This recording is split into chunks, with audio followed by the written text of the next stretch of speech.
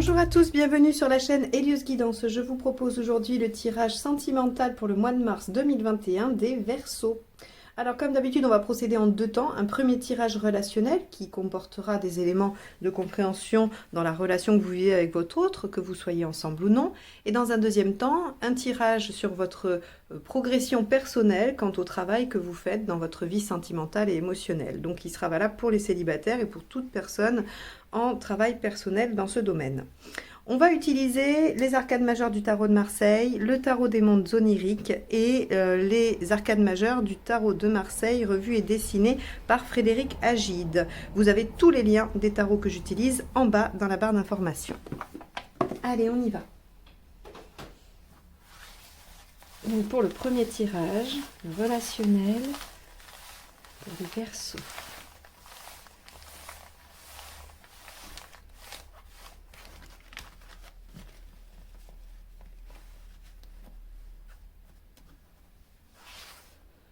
Verseau sentimental mars 2021.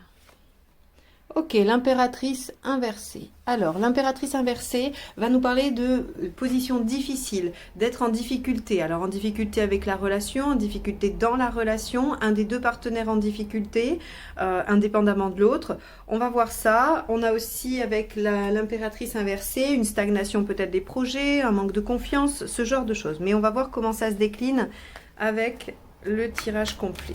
Allez, on y va. Donc on va aller chercher l'état d'esprit du partenaire. Oula, il y a tout qui s'envole là. Hop. Les cartes veulent parler, c'est bien. Allez, état d'esprit du partenaire.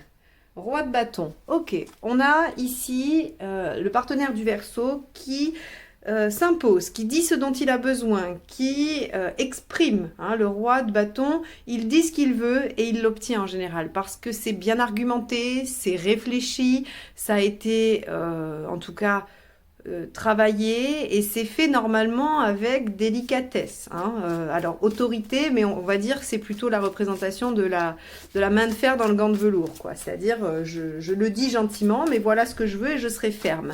Donc, on a un partenaire qui est dans cette posture-là. On peut aussi être avec un partenaire qui vit une belle reconnaissance, hein, par ses activités et qui, du coup, peut-être n'est pas tout à fait présent à la relation aussi. Hein, parce qu'avec le roi de bâton, on a cette notion de célébrité, de reconnaissance extérieure qui fait qu'on pourrait ne pas être tout à fait concerné par ce qui se passe à l'intérieur de la relation. Allez, votre état d'esprit à vous ? Elle a sauté, ça sera le 10 de coupe. Très bien. Alors, le 10 de coupe ici nous exprime que vous êtes plutôt dans, soit déjà dans le plaisir, dans la béatitude, c'est une belle relation et vous êtes là à côté du partenaire en train de le soutenir et de l'encourager dans ses activités pour lesquelles il est tant reconnu. Ou alors vous aspirez à aller vers de la sérénité, de la plénitude. On va voir comment ça se décline, parce que à ce moment-là, à ce stade du tirage, je ne peux pas vous dire avec l'impératrice ici inversée ce qui cloche là-dedans. On va voir avec la troisième carte qui va sortir là maintenant, c'est-à-dire qu'y a-t-il à dépasser? Et on va voir ce qui vous met en difficulté.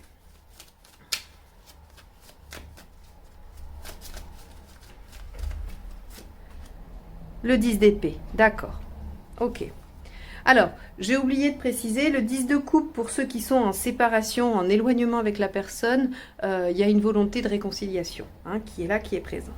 Alors, le 10 d'épée, ce qui vient dire, c'est que il y a une situation qu'il faut arrêter, qu'il faut terminer. Il y a quelque chose qui n'est plus supportable. Il y a quelque chose qui doit être achevé, au moins. Pour pouvoir aller vers le mieux, vers quelque chose de plus épanouissant. Parce que le 10 d'épée, il est double, vous voyez bien, en plus c'est représenté, hein, sur cette image-là, c'est-à-dire qu'on a deux couleurs, c'est bien divisé. Il y a le côté douloureux de la fin, mais comme on dit, on achève quelque chose de douloureux. Donc finalement, il y a aussi une question de soulagement.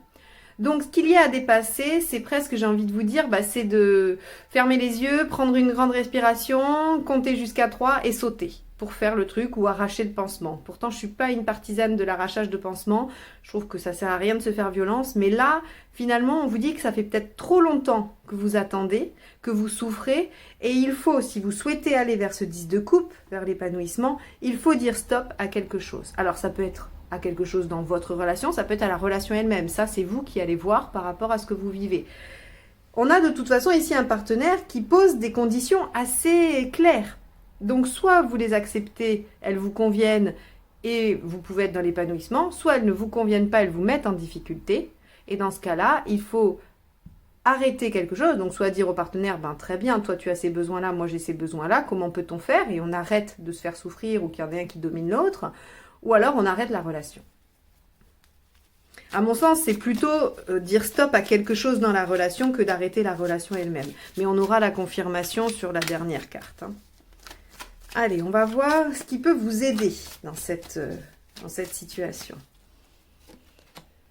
10 de bâton, bah dites donc, vous avez des énergies de 10, hein. Alors, le 10 de bâton, c'est très bien parce que finalement, c'est un peu...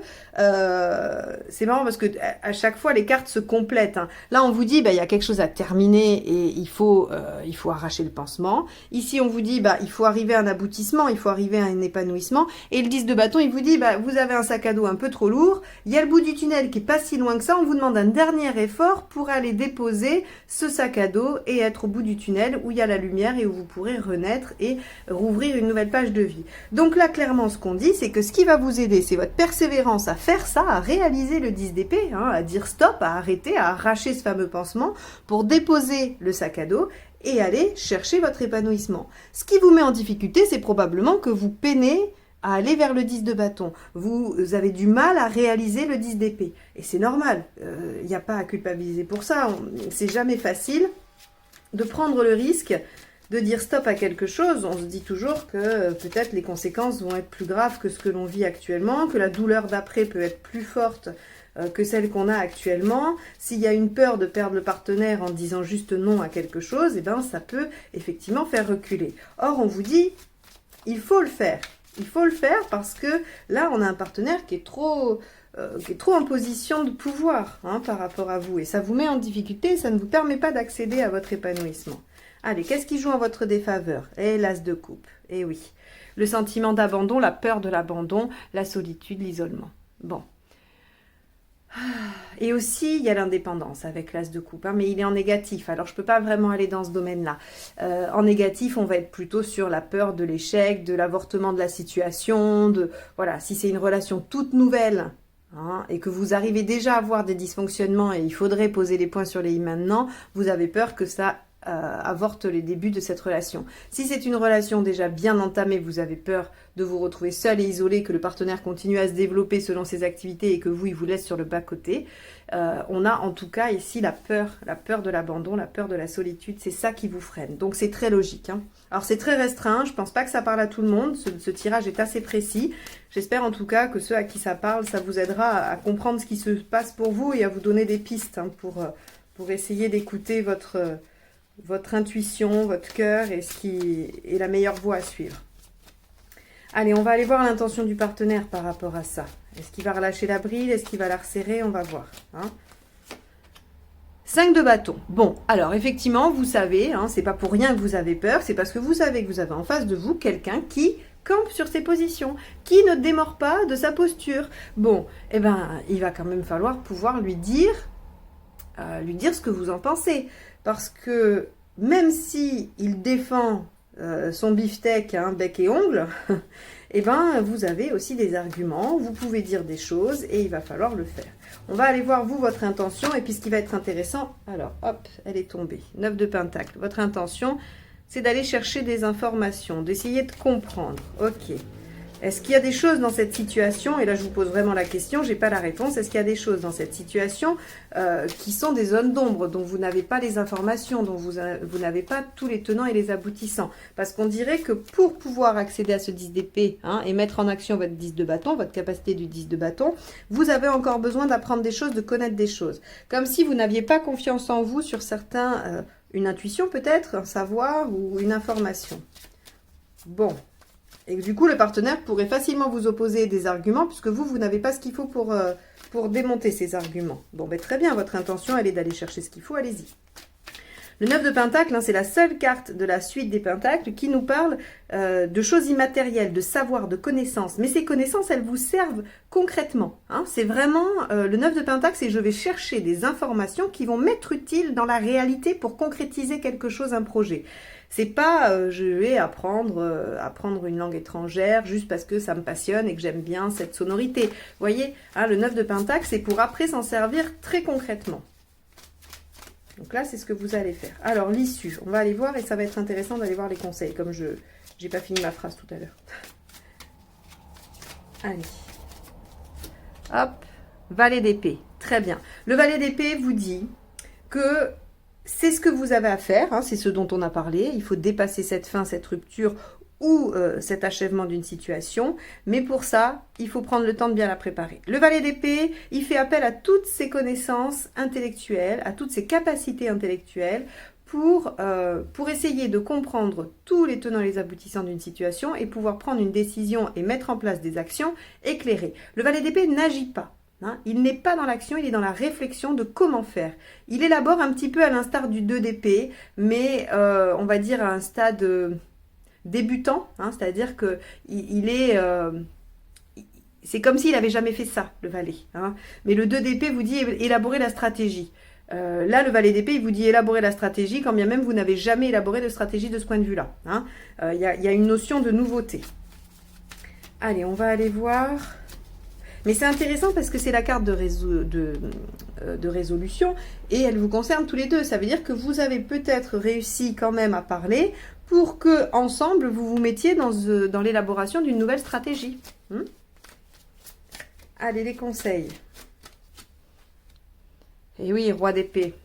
Le roi d'épée, il fait appel à sa raison, son pragmatisme, sa réflexion. Il a ce qu'il faut, donc on vous dit que vous avez ce qu'il faut. Ce 9 de Pentacle, peut-être que c'est dû au manque de confiance de l'impératrice. Hein, parce que vous avez l'impression de ne pas avoir ce qu'il faut, mais hop, là, elles sont trop nombreuses à être tombées. Mais le roi d'épée vous dit, utilisez votre mental performant, ne laissez peut-être pas les émotions. 10 de coupe, vous êtes submergé par l'émotionnel avec le 10 de coupe. Donc ne laissez pas l'émotionnel décider, faites appel à votre partie raisonnable, à votre partie mentale. Et oui, as d'épée, ayez une idée novatrice. C'est en ça que le valet d'épée se confirme, c'est-à-dire qu'il y a quelque chose de nouveau qu'on n'a jamais fait. L'as d'épée, c'est pareil. On peut ouvrir une nouvelle page, on peut avoir un renouveau, mais il est radicalement différent de ce qu'il y avait avant. On n'est pas sur la répétition de quelque chose. Il y a un renouveau peut-être dans la relation, mais vous inventez quelque chose de nouveau et de différent pour vous deux. Et donc là, on vous dit ouverture d'esprit au maximum pour pouvoir avoir ces idées un peu étonnantes. Hein. Et le dernier, 4 d'épée. On vous dit patience. Alors, le 4 d'épée, c'est le repos du guerrier entre chaque bataille. C'est-à-dire que, on vous dit, ça va peut-être être long, ça va peut-être prendre du temps. Donc, essayez de voir sur le long terme, de vous dire, bon, bah justement, d'élaborer une stratégie, quoi, très clairement. Le premier point, ça va être celui-là. Il faut qu'on commence par ça. Une fois qu'on aura fait ça, on se posera, on réfléchira. Est-ce que c'est bien? Est-ce que c'est pas bien? Est-ce que ça fonctionne? Est-ce que ça fonctionne pas? Et selon ce que vous allez ressortir de là, vous mettrez en place la deuxième étape. Et entre-temps, vous vous reposez. Vous n'êtes pas parti sur un marathon. Vous êtes parti sur plusieurs petites portions de 400 mètres. Voilà. Mais entre-temps, vous avez la récupération. Donc, il n'y a pas une résolution réelle sur le mois de mars. Pour autant, vous êtes quand même dans une démarche positive et qui va vous permettre d'avancer avec le partenaire parce que vous allez réussir à dire les choses, hein, à dire vos besoins. Quand bien même le partenaire, lui, défend son point de vue bec et ongle, vous aurez des infos, parce qu'on vous dit faites-vous confiance, vous pouvez aller en chercher plus si ça vous rassure, mais le roi d'épée vous dit vous avez tout ce qu'il faut pour pouvoir aller contrer ces arguments, ou en tout cas défendre les vôtres, hein, défendre votre point de vue. Et on vous dit que la solution est quand même dans une idée innovante, hein, et dans la persévérance. Voilà pour vous les Verseaux qui êtes en couple ou qui avez quelqu'un dans la tête. On va aller voir du côté de la vie émotionnelle pour les célibataires et pour tous ceux qui ont enclenché un travail de cet ordre-là, dans ce domaine. Allez.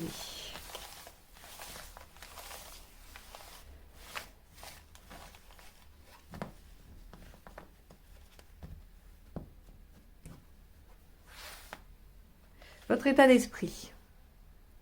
Waouh, maison Dieu. Ce que vous souhaitez vraiment. La lune. Pourquoi vous n'y arrivez pas? Si vous n'y arrivez pas, l'impératrice inversée. Voyez comment les énergies se retrouvent. Hein.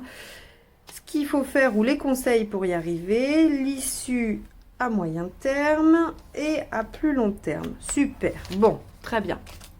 Là, c'est un très beau tirage qui se profile pour vous, les Verseaux, sur votre avancée de vie émotionnelle. La maison Dieu, votre état d'esprit. Vous êtes dans l'envie d'aller éclairer ce qui est à l'ombre, ce que vous n'avez pas encore mis à jour. La maison Dieu, sur un point de vue, on va dire, psychologique ou philosophique, va nous parler de la prise de conscience, de l'insight, de la révélation. On n'est pas sur de la catastrophe. Ou alors vous êtes bouleversé par un événement, vous êtes bouleversé par quelque chose et vous avez l'intention de faire la lumière dessus, de comprendre pourquoi ça a été bouleversant. C'est tout. Hein. On est sur un versant psychologique ou philosophique ici, pas sur un événementiel. Ce que vous voulez vraiment, c'est la lune. Eh bien oui, c'est la remise en question, c'est l'introspection, c'est aller chercher au fond de vous et c'est aussi prendre soin de vous et peut-être prendre soin des autres. Hein. C'est-à-dire que vous avez quand même la lune, elle a ce côté, on va dire, où il y a de la fécondité, où il y a le côté maternant.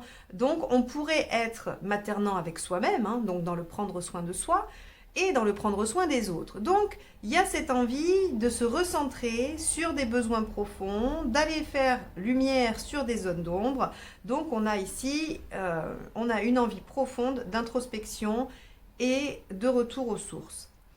Avec l'impératrice inversée, ce qu'on vous dit, hein, parce que peut-être que vous êtes dans cet état d'esprit et que vous y arrivez très bien. Et dans ce cas-là, ces deux cartes-là, pour vous, ne sont pas intéressantes. Mais j'aime bien les donner parce que si vous avez vraiment cet état d'esprit et que vous voyez que ça bloque, ça peut être intéressant de comprendre pourquoi.